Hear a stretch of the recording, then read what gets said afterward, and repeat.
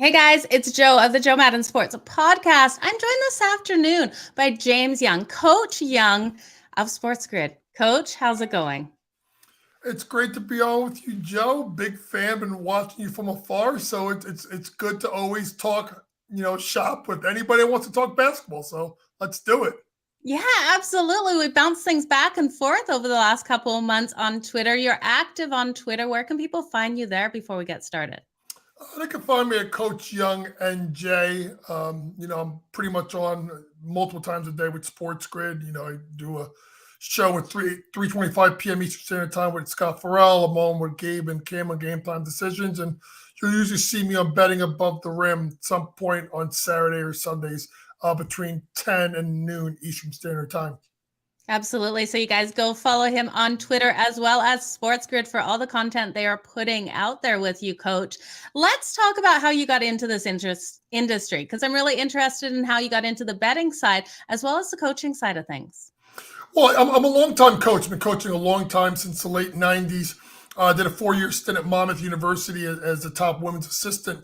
And, coming out of a coaching change, I kind of got back into high school and someone connected me over with the guys at Sports Grid, and they thought it was a good fit. I'm a little bit different in my analysis. I feel like a lot of analysts are very numbers based, but I kind of look at it from a lens of a coach. So sometimes I see things that are different than the trends you would normally see. So, I've only been with them for a year, but obviously it's going well. They're bringing me on the show every day, every week. So it's been a fun ride. Like I said, I hope as a coach, I kind of give a little bit of a different perspective of how I see the game being played and how to give people some kind of winning edge gambling wise.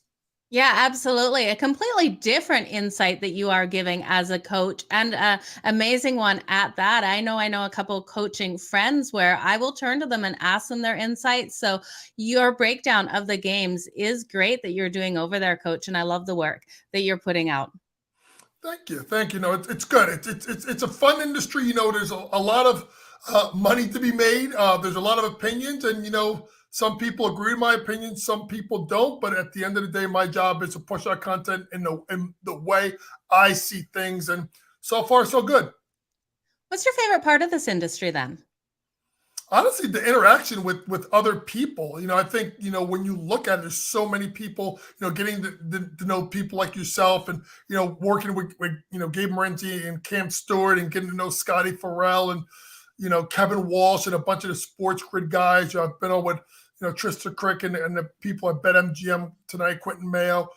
So it's been good to just kind of expand my thoughts to people, and everybody's been really receptive to me as kind of the new guy in the industry. I love that, because one thing I'm always saying, and I truly believe, it's not us against each other at the end of the day as handicappers. It is us against the book. So to get someone else's opinion, hear their thoughts, might get you off a bad bet or get you on a good one. So I love it. No, I agree, and I think that's the thing. We should all be sticking together, because at the end of the day, we're trying to help ourselves out and we're trying to help our audiences out. So for me to come on your show, or to go on with Trista Crick and the people at BetMGM tonight, or everything I do with Sports Grid. I know someone earlier, in the tweet, wanted me to come on their podcast. I already hit them up. So I'm one of those people that I'm not keeping this to myself. I want to give information. I think information is king. And it's the one thing as coaches we always used to do is, sometimes you go to another coach. You ask a coach, hey, we can't defend this action, or we're having trouble against this. What are your thoughts? So it's kind of like the way I've taken my coaching philosophy, which is you learn from everybody, and I've applied it to the sports handicap business. Well, I know a couple of coaches that aren't looking to give either insight. It's in this matchup tonight that we have. We got the Dallas Mavericks and the Golden State Warriors going at it here for game 2, Coach. What do you think on this one, this series led by the Warriors? We saw them get the blowout win in the last one, holding the Dallas Mavericks to only 87 points. Well, obviously, Joe, it was a big blowout, and it was close, for the first half. One thing people have to realize is the amount of energy that you take and use to win a game 7. There's almost not a guarantee, but a real thought that there could be some kind of emotional letdown, or your legs are kind of going out from under you. And you saw that not just with the Dallas Mavericks, But you also saw that with Boston in game one, in the game for half, and then the wheels literally fell off because they're kind of out of gas. So, I expect a bounce back game from Dallas. I definitely expect a bounce back game from Luka. I don't see him shooting 6 for 18 and 7 turnovers. But the one thing that's got to be talked about is, will Dallas knock down open shots? There were some things that Steve Kerr did defensively that really were different than what Monty Williams and Phoenix did to Luka Doncic, and I think it caused a little bit of problems. Absolutely. Those 3-pointers from open weren't sinking in the last game. I know you had sent me a tweet about it.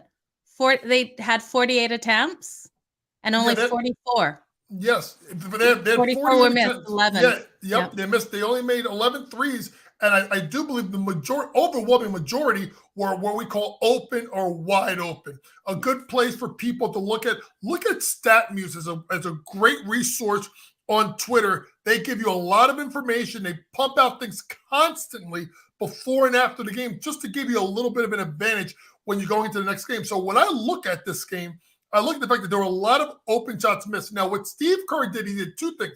He went to a matchup zone, a 1-2-2 zone, and he went to a box and one.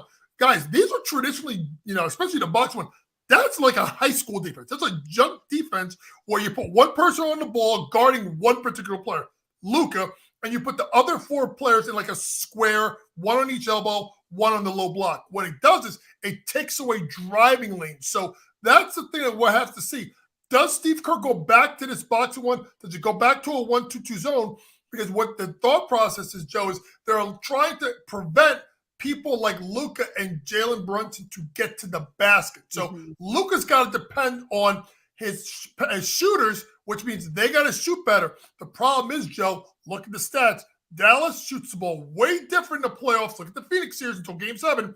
They shoot the ball way differently on home than they do on the road. So guys like Dorian Finney-Smith, Spencer Dinwiddie, Maxi Kleber, Reggie Bullock, these guys are going to be really important because they're going to have to knock down shots to either make Steve Kerr come out of this zone or allow these guys to get better driving lanes to get to the basket. Absolutely. So what's your best bet in this one tonight? I like Luka over 7.5 assists. I think this is something that's got to be in play for Luka tonight. I think it's important for him to share the ball early because, Joe, he's got to get other people involved in the offense. So I do like Luka to go over, 7.5 assists. Another one I like is a little bit tricky here. I can't believe I'm going to go with this. Draymond Green over 8.5 points. Draymond is looking like a different Draymond. This is the Draymond from like 2017, 2018, who would attack the basket, get to the hole, score. He's not just passing the ball. You saw it a lot in the last game versus the Memphis Grizzlies with the double digits again. So I think over 8.5 is a really good number. I think he can get the double digits tonight. Yeah, it seems like a good number to take him there. I like it. Tomorrow we have the Miami Heat and the Boston Celtics going back at it. Now this one is tied 1-1 a piece going into Boston for this game. The Miami Heat coming in as 6.5-point underdogs. Do you think this is too much for the Boston Celtics to cover in Game 3, or do you think they come out dominating again? I think it's a little bit too much. Joe, in the coaching world, we have something called a flush it game, where it's just bad and you literally just flush it. Like sometimes you have coaches that will say, we're not even showing you the film. I think there was one series I want to say, I think it may have been Golden State or someone got blown in the last series and the coach didn't even show them the film. So for Miami Heat, that's a flush it game. They're going to flush it down the toilet. They're going to move forward. Now, the concern is right now, Joe, is the injury to PJ Tucker. He is an indispensable piece. Just because the guy doesn't score 20 doesn't mean he's a key component. So PJ Tucker injury is going to be interesting. We got to see which Tyler Hero shows up. Does Duncan Robinson get some minutes if Max Strus isn't getting going? But here's the thing, Joe, more than anything for Miami. Bam Adebayo has got to be regular season Bam Adebayo. His numbers that go from regular season to like the first round, second round playoffs to now, they're consistently going down. Jimmy Butler needs a Robin. And that's got to be Bam. Bam's got to get better. He's got to get himself near the 20 points a game he scored this year, because if he doesn't, Joe, this is going to be a long series for the Miami Heat. Yeah, it absolutely will. Are you looking at any props for maybe Jimmy Butler in this one? Well, I think Jimmy Butler assist has got to be something to be looked at. I was looking at it. He didn't hit it, but that was because the game was an absolute blowout. But Jimmy Butler's been scoring at a really torrid pace. I mean, he had over 40 in game one. I think he had 29, went over his points prop in game two. You wonder if Ime Udoka is going to try to cut the head of the snake off with the Miami Heat, which means we got to lock down Jimmy. Jimmy is shooting more jumpers now, but I can see them loading up the lane and not letting him get to the basket or to a comfortable spot in the mid-range area, especially on the right side of the floor where he likes to score. So I wouldn't be surprised if they either run a double team or early help to make Jimmy Butler give the shot up. So look for over his assist prop, which generally seems to be about 5.5, especially if guys like Hero, Duncan Robinson, and have other shooters that can knock down shots to kind of open up the floor from later in the game. Yeah, the over 5.5 for his assists is coming in at plus 110. His player points is coming in at 26.5 for the over at minus 108. Any thoughts on that? Do you think he gets over that 26.5, or do you think it's pretty tight here? Well, it's honestly, Joe, it's going to depend on what kind of teammates he gets. If it's something where he's not getting a lot of help, then you go to it. It would be something, honestly, Joe, I would look to play it live. I think one thing people need to realize that live betting is 70% of the betting that takes place. Play it live, because what you could have with Jimmy Butler is if he comes out slow and it's a tight game, you know he's going to have to bring them back. So if he gets off to a slow start, then maybe that points prop drops 25.5, 24.5. If it gets under 24.5, gets about 24, that's when I would definitely jump in, because he's going to have to score the basketball. I just don't think it's one of those things where he can get, to 30 or 40. So I get nervous when you see those numbers go over 24.5 for Jimmy Butler. So maybe play it live and go from there. Okay, I like it. Now, looking at this series, who do you think takes it? Is it the Heat or is it the Celtics? I've been on Miami all year. I'm a big believer in Eric Spoelstra. I'm a big believer in the culture. There is a thing called culture in the NBA. And I just think they're one of these teams that they will give you a clunker. Like, Miami's prone to do it. But I just think Eric Spoelstra is the best coach in the NBA. I think he's going to have adjustments. I just think the game was so out of whack, Joe, that he kind of just let it go. Save your bullets for another day. I think you'll have some adjustments. The one thing I would love is look at Miami in the first quarter. Listen, when teams get embarrassed, like the way they got embarrassed, especially on their home floor, there is some kind of pride that sets in. We got to get off to a better start. We have to do better in the first quarter, first half. So look at Miami first quarter, first half. They're going to be underdogs. Maybe a nice little way to make yourself a little bit of money early in the game, and then you got more money to play with live for the second half. Oh, I love that. I love getting those bets off early and cashing them. From a coaching point, what would you be saying to the Miami Heat going into this one? Well, you got to look at the fact that the three top scorers all got over 20 points. Marcus Smart was fantastic, with 24, along with 24 from Jaylen Brown. You got to get Jaylen Brown to put the ball to the floor, okay? You got to get Jaylen Brown to go to his left. You have to get Tatum to go to his left, Jaylen Brown to his right. You got to get him to go away from they feel comfortable. Crowd their space. Make them put the ball to the deck. You can't have the two of them make 7 out of 12 threes and win the game. So it's got to be those two things. But the key thing is, we have to get Bam going. I don't know if it's with post-ups, if it's with pick and rolls. They got to find a way to get Bam going, because that inside threat opens up the floor for Jimmy Butler, and then you have to turn around and get shooters. Look at it. One other guy, Joe, to look at Victor Oladipo. His points prop game 1, 10.5. Went way under, but he got 9 shots. It dropped to 7.5. Blowout victory, got to 14.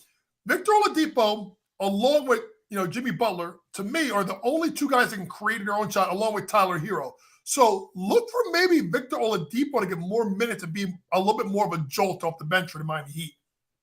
Okay, I like it, Coach. I love your take on these games. I want to wish you all the best in these games. Can you remind everyone where to find you on socials and at Sports Grid? Yeah, you can find me at Coach Young NJ on Twitter, JRY02 on Instagram, and you can catch me on Sports Grid. I'll be jumping on with Scotty Farrell in about 25 minutes at 3:25. I do it Monday through Friday. Game time decisions with Cam Stewart and Gabriel Morenzi. I go on in the evenings, and you'll see me on Betting Above the Rim. I'm hosting tomorrow from 10 to 12 with John Shames. That's going to be on Series Channel 159. Okay, guys, go give the coach a follow. Definitely worth it. He knows his stuff. Coach, thank you so much for joining me here today. Appreciate you and appreciate everything you are doing in this industry. You guys, I will be back here Monday for another Joe Madden Sports podcast. Have an incredible weekend. Coach, thank you so much. Thanks for having me, Joe. Have a great weekend.